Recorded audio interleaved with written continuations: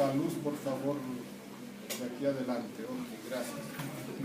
Entonces, habíamos visto algo de rodilla y aquí vamos a ver ahora en esta oportunidad las fracturas en la rótula o patela.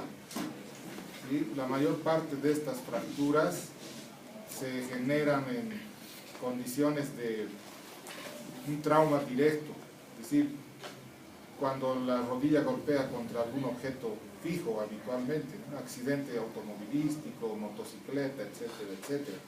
Entonces este trauma va a generar una lesión en la rótula y a veces en ligamentos cruzados también en el interior de la rodilla. En otras situaciones la rótula puede ser rota como consecuencia de una contracción violenta. Los músculos que se insertan en ella pueden llegar a romper por la mitad. Básicamente esta fractura se da en adultos. En niños jamás se ve una fractura de rótula. Más común en los varones, una proporción de 2:1, y hay también, como en todas las fracturas, algunas clasificaciones. La que más yo utilizo y les voy a poner aquí es la clasificación de INSAL. Es la más sencilla además, porque hay otras que son muy complicadas. ¿Para qué les voy a complicar la vida a ustedes también? Entonces, la de INSAL tipo 1 nos habla de una fractura transversal, simplemente, transversal de rótula.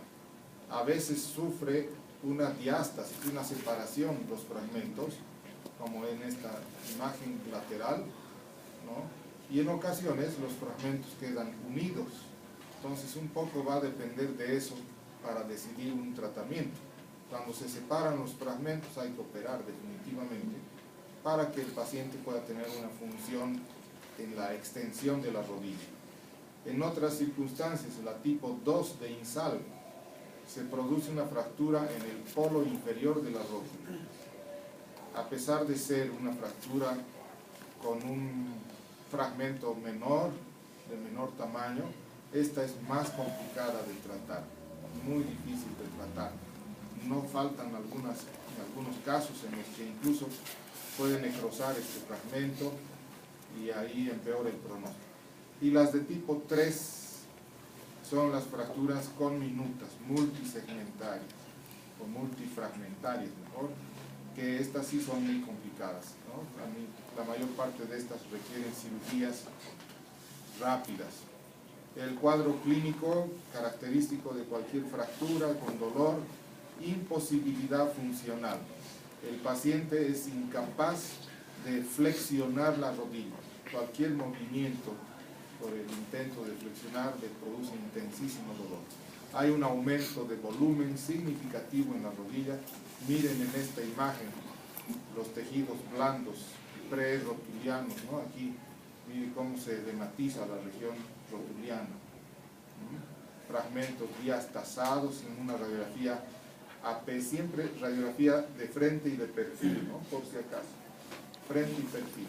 Aquí en la radiografía de frente no se ve gran cosa, la sobreposición de imágenes no deja ver, pero aquí está el fragmento proximal y por acá anda el fragmento distal, lo propio. Aquí también hay otra, ¿no? Entonces, toda vez que se fractura la rótula, va a haber una impotencia funcional marcada en la rodilla. En esta otra circunstancia, miren, aquí también una fractura tremenda en la rótula, con un fragmento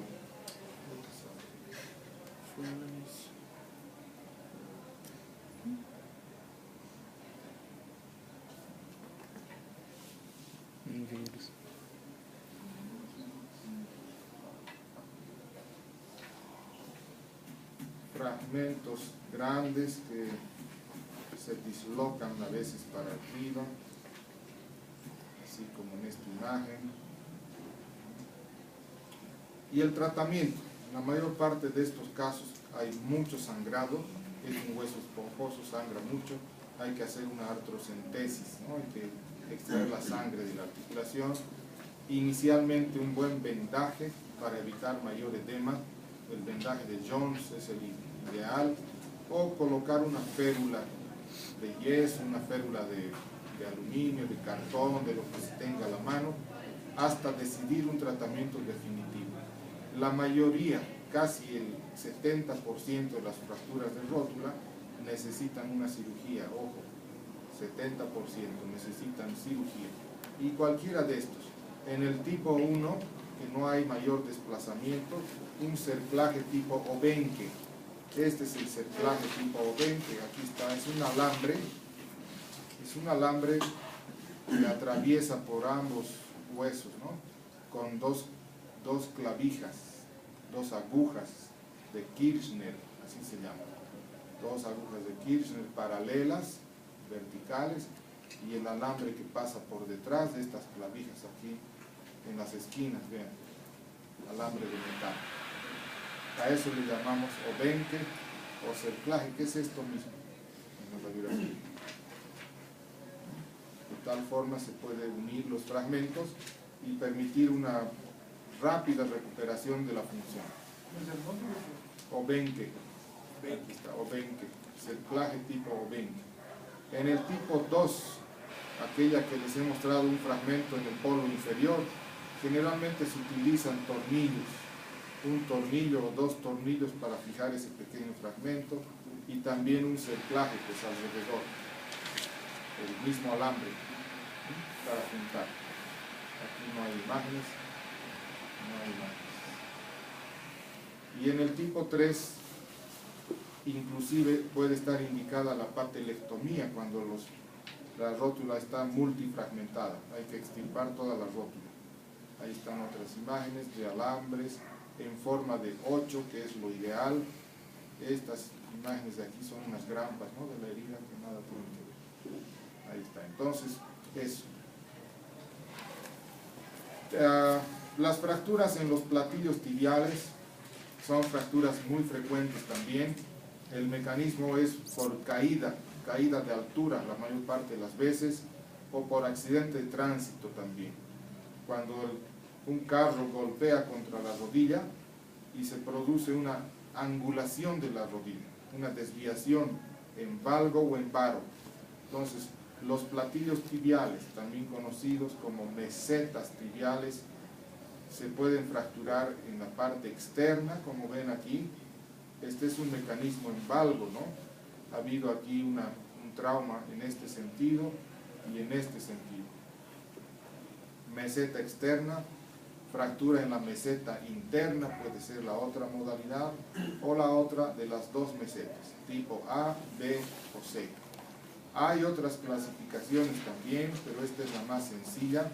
Si pueden darle una leída, por favor, investiguen un poco. Entonces, grupo de edad en personas de más de 50 años. Es muy raro ver fractura de meseta tibial en jóvenes. En el joven es más común la lesión del ligamento en realidad.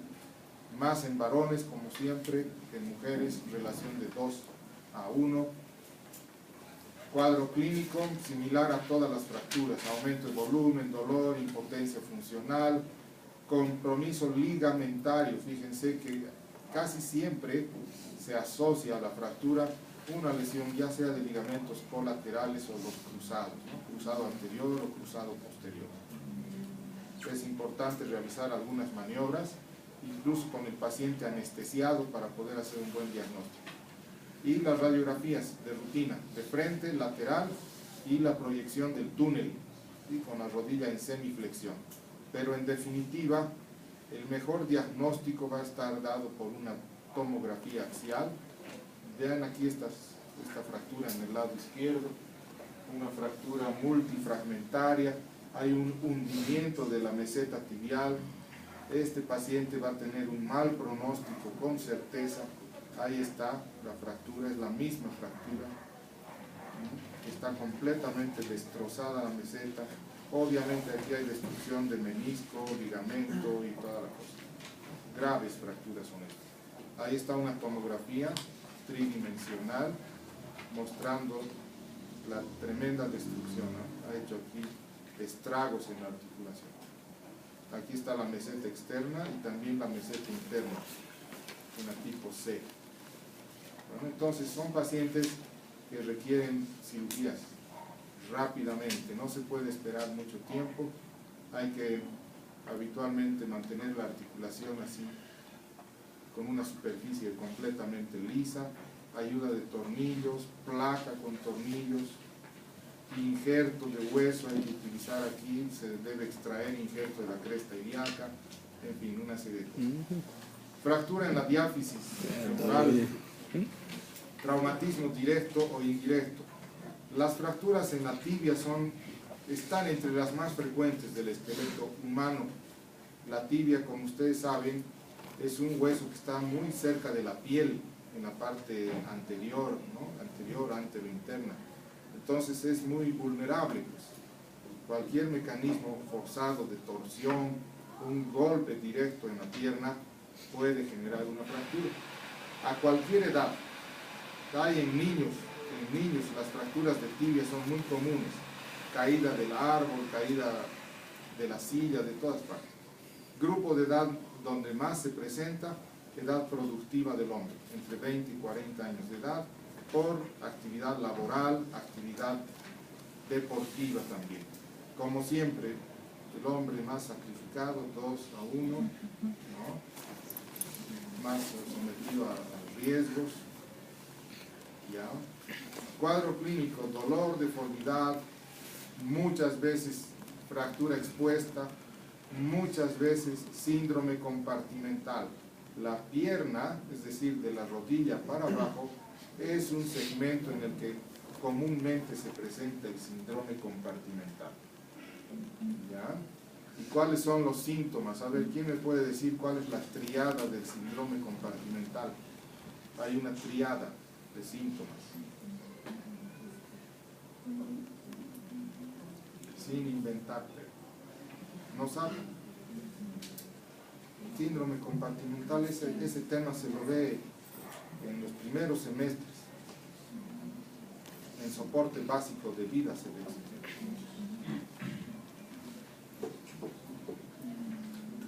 Ya no me hablen de triada, pero háblenme de síntomas. ¿Cuáles son? Aparte del edema.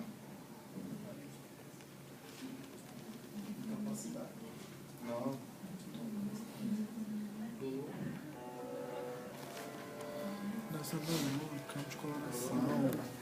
Dolor, dice por allá. Bueno, puede haber dolor. ¿Qué más?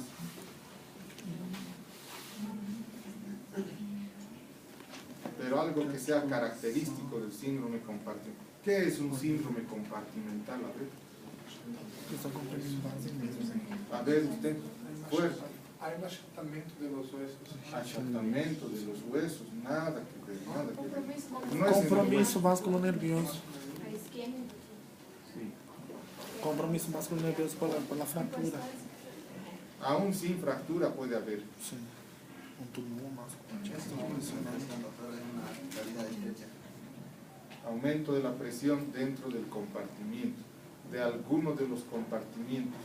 La pierna, para que sepan, tiene 4 compartimientos.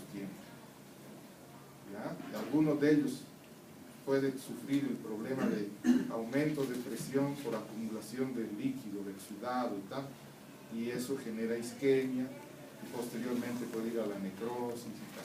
Pero los síntomas son claves para el diagnóstico. Es una emergencia el síndrome compartimental. Cuando les hablé de la fractura del supracondilia de húmero, les he mencionado el síndrome de Volkmann. Esa es una forma de síndrome compartimental también. Doctor, por ejemplo, en pacientes que el edema es tan fuerte que se comprime, por ejemplo, el nervio ciático. Claro. Y si hay una reacción inflamatoria muy grande, no sé si debemos falar, síndrome simpático reflexa. No, ese es otro problema. ¿Es otro? Otra cosa, no tiene nada que ver. No tiene nada que ver. En el síndrome compartimental no solamente es por trauma, puede ser por un edema, por problema metabólico, por ejemplo. Incluso puede darse hasta por una mordedura de serpiente, la picadura de algún insecto puede generar ese problema. ¿Quién es? Muy tarde, señorita. ¿Cómo va a venir? ¿Qué cosita? Había bloqueo ¿Dónde había bloqueo? en Quillacoy, o sea, acá. ¿Y para qué vino desde Quillacoy? Ya pasa, pasa. ¿Cómo? Venga, venga. ¿Sabe cantar? Pasa. Bueno, entonces eso. Puede haber síndrome compartimental por diferentes circunstancias. Un yeso, por ejemplo, un yeso muy apretado, a veces hecho por gente inexperta, puede generar un torniquete, un garrote que ha sido colocado por mucho tiempo, también síndrome compartimental. Entonces, compromiso neurovascular. Por favor, lean los síntomas del síndrome compartimental. Cuidado que haya preguntas en el examen. Exactamente. Incapacidad funcional. Ok. Entonces, ahí están algunas imágenes de fracturas en la tibia. Muchas veces el peroné también sufre la lesión, pero el peroné no tiene ninguna importancia, no hay ninguna trascendencia, no es un hueso que soporta peso. ¿No? Este es el hueso importante, desplazadas, anguladas, transversas, oblicuas, conminutas, vean aquí, conminución tremenda aquí, en una persona joven, cartílago de crecimiento todavía tiene, ya está cerrando, persona muy joven, 18, 20 años de edad, etcétera, etcétera. El tratamiento va a depender del tipo de la fractura, ¿no? En las fracturas que tienen contacto entre hueso y hueso, donde hay alineación, donde no ha habido desplazamientos importantes, el tratamiento es conservador, la ayuda de un yeso, pues, simplemente enyesar y pronto.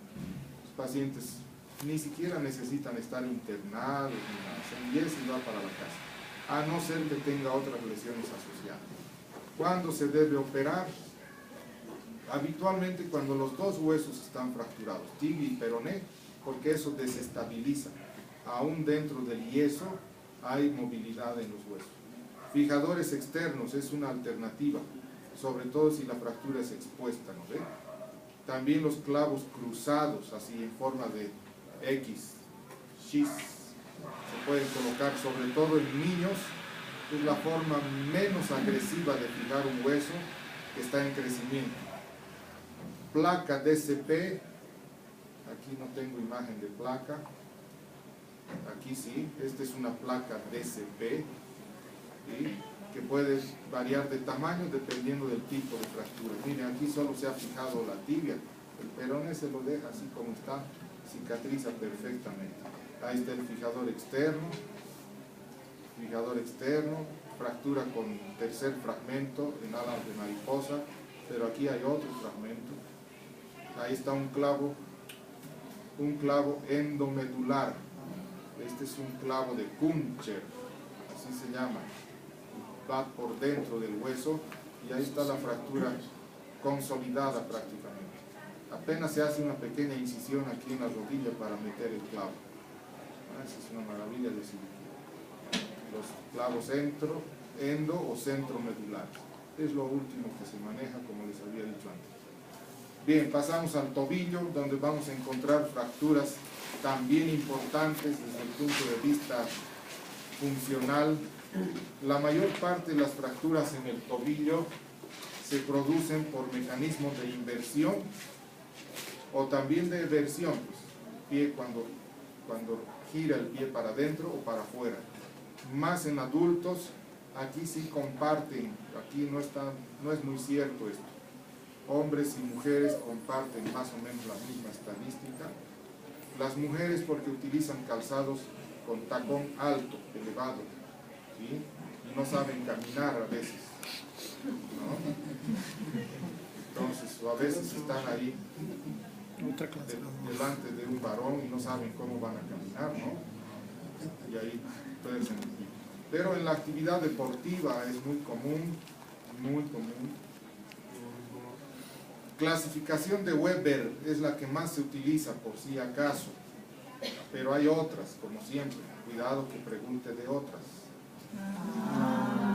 Sabía que iban a reaccionar. Era solo para saber si no estaban durmiendo. Hay algunos que están haciendo otra cosa. Bueno, ya, esta es la clasificación de Weber, la más simple. Tipo A es una fractura que está por debajo de la sindesmosis, fractura del peroné, infrasindesmal también se llama. ¿Y cuál es la sindesmosis? Pero una estrangalina, ¿no? La sindesmosis es esta articulación aquí, entre tibia y peroné. Este ligamento se llama ligamento sindesmal. Es muy importante para dar la estabilidad al tobillo. Es tan importante como un ligamento cruzado, digamos, en la rodilla. Entonces esa es la A. Fractura a nivel de la sindesmosis es la de tipo B. Mire cómo logra romper una parte del ligamento y otra queda intacta, pero además rompe aquí este ligamento interno. Esta es la parte interna. ¿Qué se llama este ligamento? ¿Perdón? No, no es ligamento tibial. Ligamento deltoideo se llama.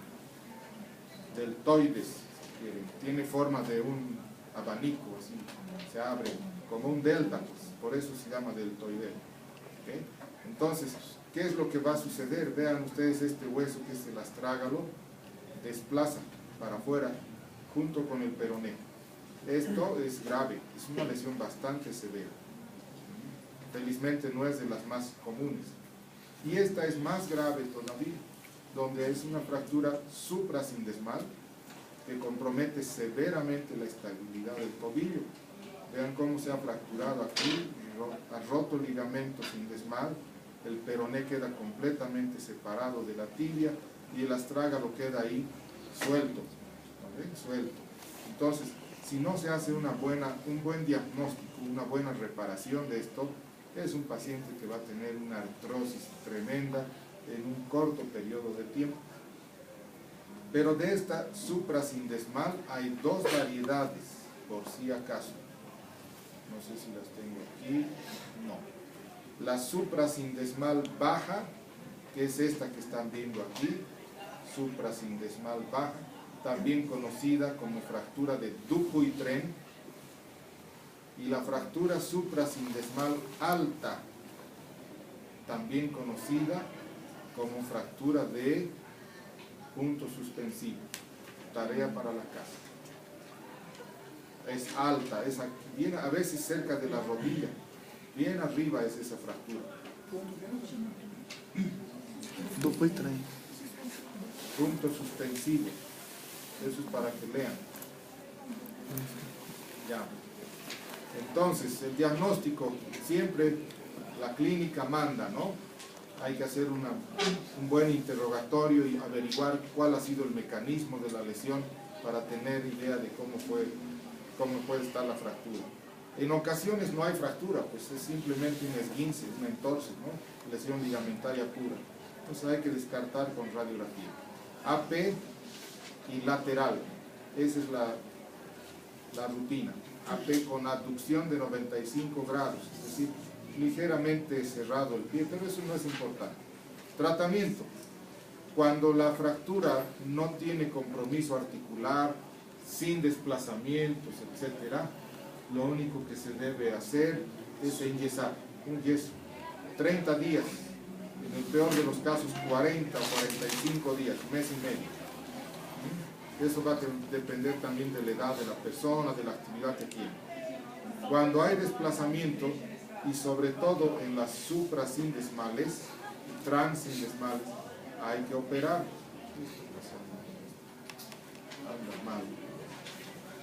¿Ya? Clavos, sistema de Oben, que también aquí el cerclaje con alambres, tornillos, placas, etcétera, etcétera. Ahí está una imagen que en algún momento yo les había mostrado hace tiempo. Una fractura en realidad mixta, es una luxofractura de tobillo, donde tenemos aquí, vista de frente, apenas parecería que fuera una fisura, una fractura incompleta en tibia, peroné. Pero algo extraño pasa aquí, ¿no? Que está medio separado y tal, y no es otra cosa que está luxada la articulación, fractura oblicua, y aquí está por encima de la sindesmosis. completamente separado esta ruptura ligamentar.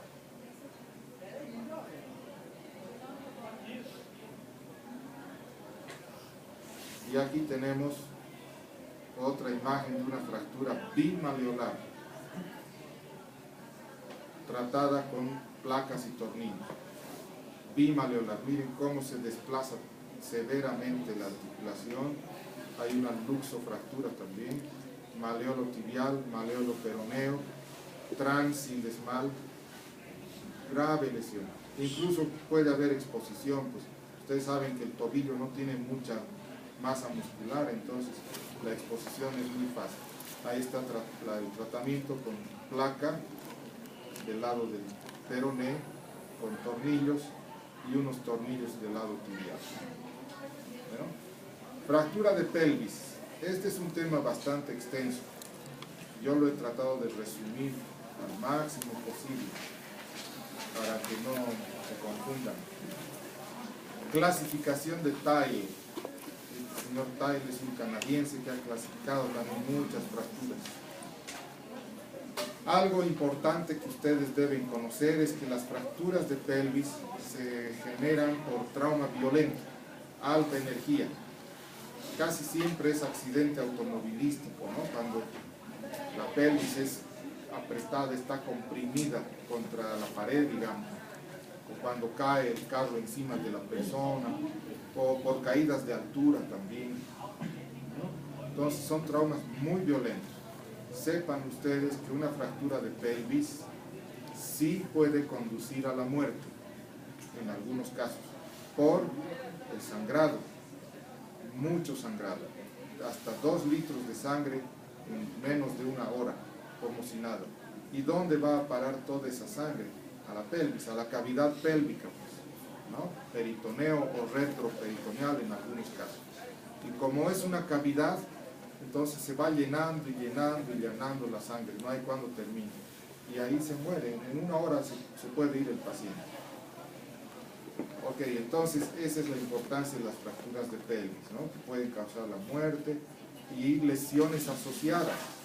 ¿Okay? A ver, una de las clasificaciones de Tile nos habla de esto. Son fracturas de tipo A1, A2 y A3.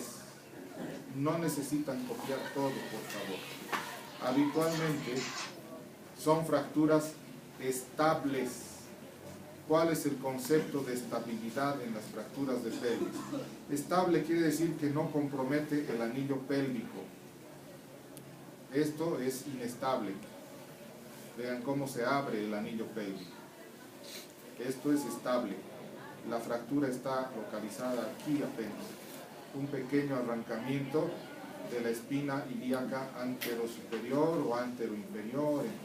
Una pequeña abulsión. Pequeñísima la lesión. ¿Qué pasó? Aquí tenemos otra fractura estable. Esto es el ramo iliopúbico. Ramo iliopúbico de la pelvis. Esta pelvis está vista desde arriba, por si acaso. Aquí tenemos otra fractura estable, que es una fractura del sacro. Fractura transversa del sacro o del coxis también. ¿Bien? Entonces, las de tipo A son fracturas estables y no hay compromiso del anillo pélvico. Por lo tanto, no tienen peligro. El reposo es la única solución. Al paciente se lo debe dejar quietito en la cama durante unas 2 semanas, que no camine, que camine con ayuda de muletas después, con un andador y tal, y está sano completamente. En las de tipo B, Tile tipo B, el concepto claro es de la inestabilidad. Inestabilidad. Fíjense, el tipo B1 se conoce también como lesión en libro abierto. Hay una rotación externa de la pelvis, se abre la pelvis. Y estas son las que sangran una barbaridad, ¿no? Que se abre la pelvis y ahí en la cavidad se va llenando la sangre rápidamente. Entonces, en esta lesión que ven ustedes aquí arriba, vamos a observar una luxación, más bien se llama disyunción, sacroilíaca del lado derecho, con una disyunción del pubis. No se habla de luxación en estas dos articulaciones. Se abre el pubis y aquí hay una ruptura de ligamentos sacro-isquiáticos. Hay unos ligamentos importantes que son el piso, pues, el piso del periné prácticamente, ¿okay? Donde asientan todas las vísceras. Entonces se rompe. Una inestabilidad total. Con esta lesión, las vísceras adentro se mueven y caen. ¿Okay? Puede haber incluso lesión visceral severa, lesión de la vejiga, puede haber lesión de vasos ureterales, la uretra, el uréter, en fin, graves lesiones. En esta otra, TAL B2, se da por compresión lateral, es decir, cuando un carro atropella a una persona, golpea, por ejemplo, contra la pared, ¿sí?, lateralmente, o una caída de altura lateral. Y ahí está la lesión. Tenemos aquí una disyunción parcial o fractura longitudinal del sacro con fractura del ramo o la columna iliopúbica del lado izquierdo. No hay gran desplazamiento, pero sí compromete en cierto modo el anillo pélvico. En esta otra tipo B3, la lesión es bilateral, mucho más grave, completamente inestable. Estos pacientes tienen que ser intervenidos, de preferencia en las primeras 24 horas, porque si no, están más allá que para acá, ¿no?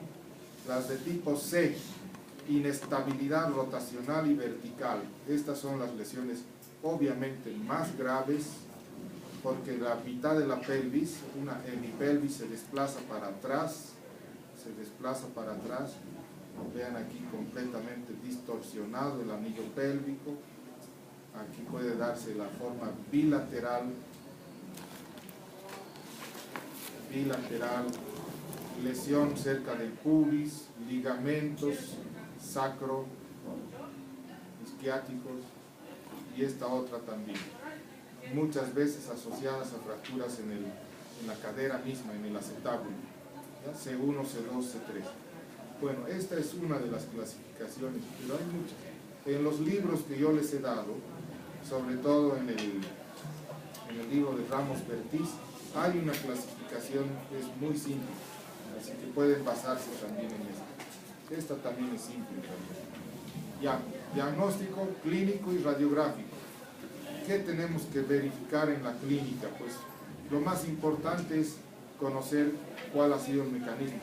A veces el paciente no tiene condiciones de hablar porque está en estado de shock, a veces viene con un TEC grave, traumatismo cervical, neumotórax, abdomen agudo, entonces tiene que haber algún testigo, alguien que nos cuente qué es lo que ha pasado. Son pacientes que no llegan a la consulta, obviamente, llegan al servicio de emergencia, graves. Las radiografías son fundamentales. Una radiografía de frente de toda la pelvis, también conocida como panorámica de pelvis, un outlet y el inlet. ¿Qué es el outlet? Cuando el rayo X dispara de arriba para abajo, entonces se va a ver la imagen esta, ¿no? Desde arriba, el anillo pélvico. Y la inlet es de abajo hacia arriba, que también nos va a ayudar mucho. Entonces, esos son algunos detalles técnicos. Hay muchos casos de estas fracturas que se dan en gente mayor de 60 años, ¿no?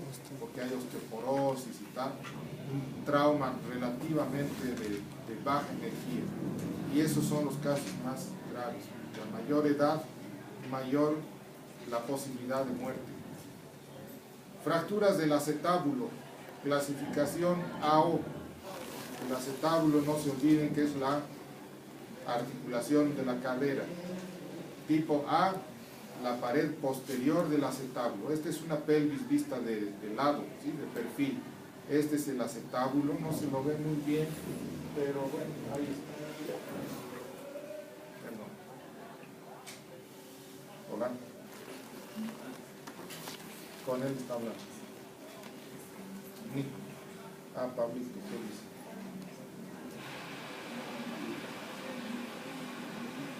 De Rovira. Es para el miércoles. Sí. A las 6 de la tarde en punto.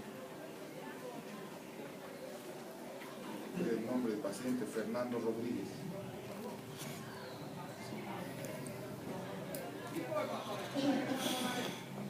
Ya, ok, listo.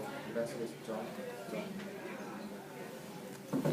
Ya, fractura de la columna de la pared posterior es esta, ¿no? Es el borde del acetábulo. A2, columna posterior. Esta es una fractura transversal que pasa desde la escotadura ciática por atrás, atraviesa el acetábulo y el isquion. Este es el isquion, es donde nos sentamos prácticamente. Grave fractura. La A3, pared anterior, cerca del pubis, es esto, abdomen y columna anterior.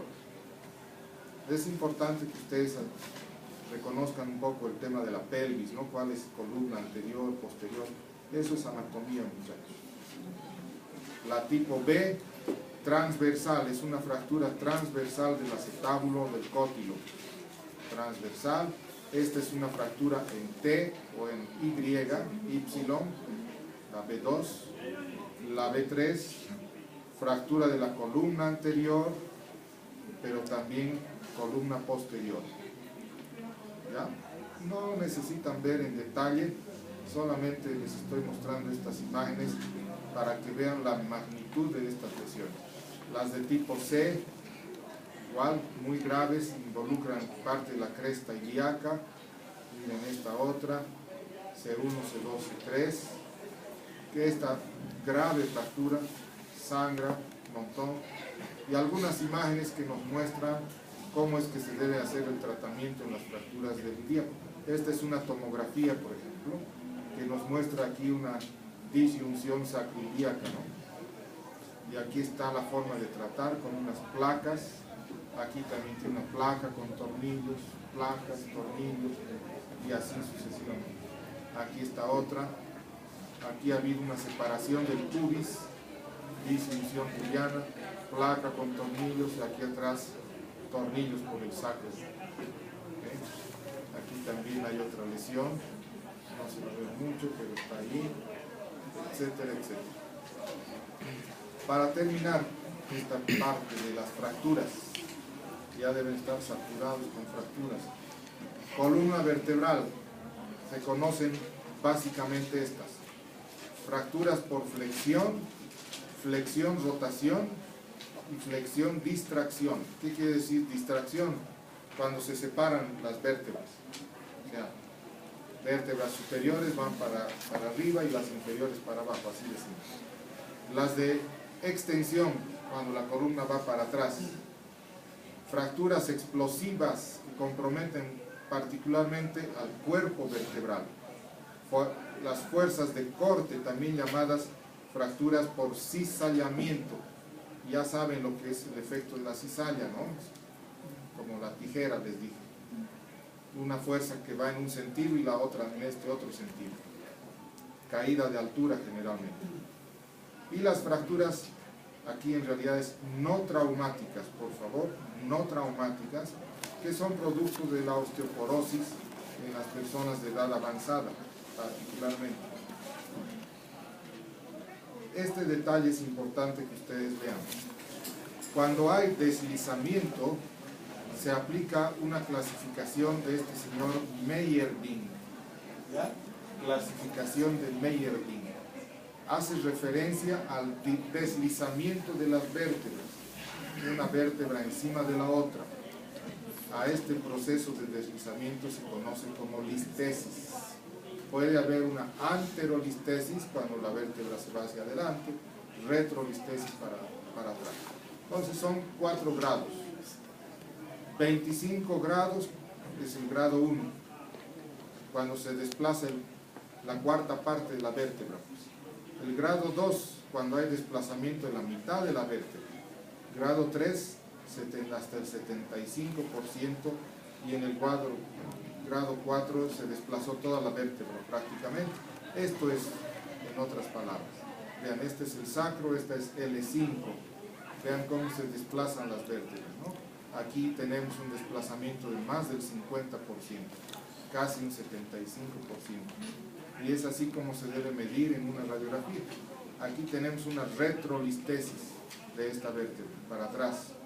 Dividimos en varios segmentos y ahí está, la vértebra se ha desplazado 25%, grado 1 a 2 casi. Eso es. Entonces, esta otra clasificación de las fracturas de la columna, tantos nombrecitos, sí. Francis y Dennis se llaman, por si acaso, estos señores. Francis y Dennis clasifican en lesión menor y lesión mayor las fracturas de columna. Pueden ser cervicales, dorsales o lumbares. ¿Cuáles son las lesiones menores? Esta está en los libros, por si acaso. ¿Sí recuerdan cuál es la apófisis espinosa de una vértebra, verdad? ¿O no? ¿Sí? ¿Sí? Sí. Ya, qué bueno. Apófisis transversa, fractura de la apófisis transversa. ¿Por qué son lesiones menores? Porque no comprometen la estabilidad de la columna, no producen lesión ni riesgo en lo que es la médula espinal, por ejemplo. Están muy por fuera de la médula, como les decía, no hay compromiso de la estabilidad. Fractura de las carillas articulares y fractura de una porción interarticular. Es un segmento de la vértebra donde están las dos articulaciones. Las lesiones mayores son aquellas que sí comprometen la estabilidad de la columna. Y por otro lado, generan o pueden generar lesión neurológica, más o menos grave. Cuando digo lesión neurológica, a veces es sección de la médula. Y si es a nivel cervical, ¿qué va a pasar? Si hay sección medular cervical, ¿qué va a pasar? Tetraplegia, Chao, muchas veces irreversible, casi siempre. Entonces es un paciente que va a vivir en silla de ruedas, si es que sobrevive, dependiendo del nivel de la lesión cervical. Si es muy alta, ¿qué va a pasar en una lesión cervical? Paro respiratorio, ¿no? Por el bulbo raquídeo, donde están los núcleos de la respiración. Bueno, entonces aquí fractura por compresión, cuando cae una persona de cabeza, por ejemplo, ¿no? Eso es muy común en algunos lugares en Brasil, donde la persona quiere ir a zambullir en el mar y cuando la marea está baja, ¿no? Y da contra las piedras la cabeza. O en la piscina, de repente, un borrachito que cree que la piscina está con agua y había estado vacía, ¿no? ¡Bum! De cabeza. Okay. Por estallido, también trauma violento en la vértebra, generalmente es un trauma axial. A veces cuando uno está yendo en el carro, pasa por un rompemuelle y da la cabeza contra el techo del carro. Se ha visto muchos casos. La fractura por cinturón de seguridad. ¿Qué pasa aquí? Antes los cinturones de seguridad eran solamente alrededor del abdomen. No tenía por acá la cinta. ¿Okay? Entonces, ¿qué había? Impacto y todo el tórax iba para adelante. Se producía una listesis vertebral. Ahora con la seguridad que tenemos en todo el tórax ya no hay tal. Y las fracturas causadas también por luxación o también conocidas como luxofracturas.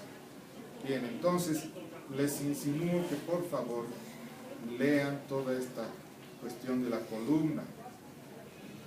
Es un tema amplio, pero necesitan conocer, y seguramente en la materia de neurología también van a ver algunas cosas con referencia al trauma medular, ¿no? ¿Alguna pregunta tienen hasta aquí? ¿No? Si no hay más preguntas, voy a tener que seguir avanzando.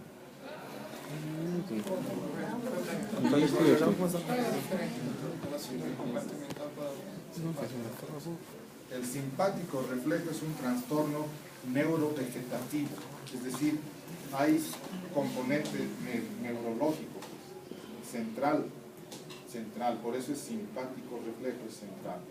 Entonces, generalmente son pacientes que han estado con una tendencia depresiva, por ejemplo. Hay depresión, ansiedad, ¿ven?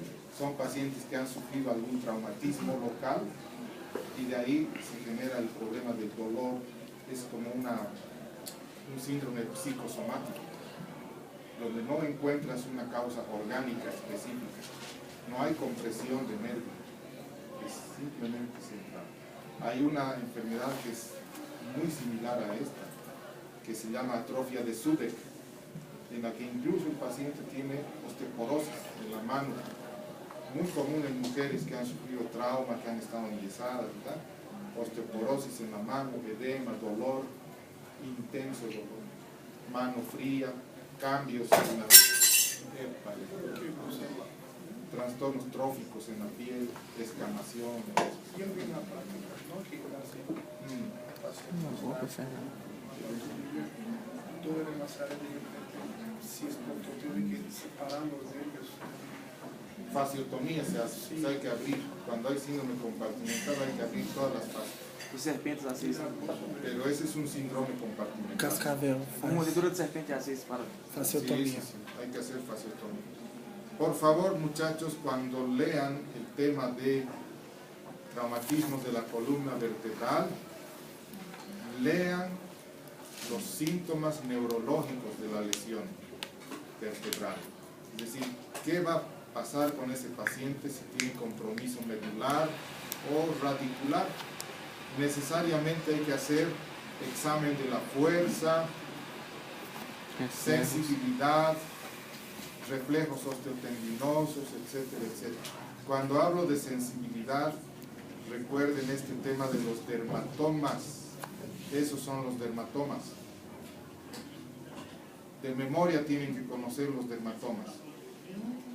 De memoria. Por ejemplo, si el paciente dice que no tiene sensibilidad en la cara externa del brazo, ¿a qué raíz corresponde? C5, ¿ven? Si el paciente dice que no tiene sensibilidad en la región inguinal, inguinoescrotal, ¿a qué raíz corresponde? Es que estoy confiando que no sería porque letra bien menuda, pero sí sería. ¿Qué raíz? S2, S3. L1, L2. ¿Ya? El meñique, la cara interna de la mano, la región hipotenar, insensible, digamos. C8. C7 corresponde al dedo anular, básicamente, medio anular. C8 es la cara interna del antebrazo, desde la mano. Y D1 es la cara interna del brazo. Y ahí vienen bandas. La cicatriz umbilical, a ver la señorita de allá atrás. El ombligo, ¿a cuál corresponde? Exactamente, sí, ha chuntado. T10. Y S5, ¿a dónde corresponde? A ver, el de gorrita. S5, la sacra quinta, ¿a cuál corresponde?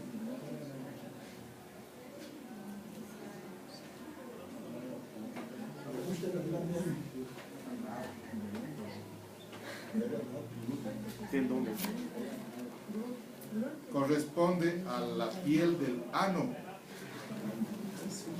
Si ustedes estimulan la piel del ano con una plumita, ¿no? ¿Qué va a pasar? Se llama reflejo anal. Se cierra el asterisco, ¿no? Es como si le guiñara el ojo más o menos. Eso es lo normal. Cuando no hay respuesta es que hay lesión de S5. ¿Ve? La piel del ano. ¿Ya? Entonces, por favor, lean. Doutor, qual seria a via de ingresso na cirurgia de fratura de pelvis? La vía de acceso, De acesso. dependiendo. Si la fractura es en la columna anterior, vía de acceso anterior. Si es en la parte posterior, vía de acceso posterior. A veces ambas. Hay que operar primero de un lado, después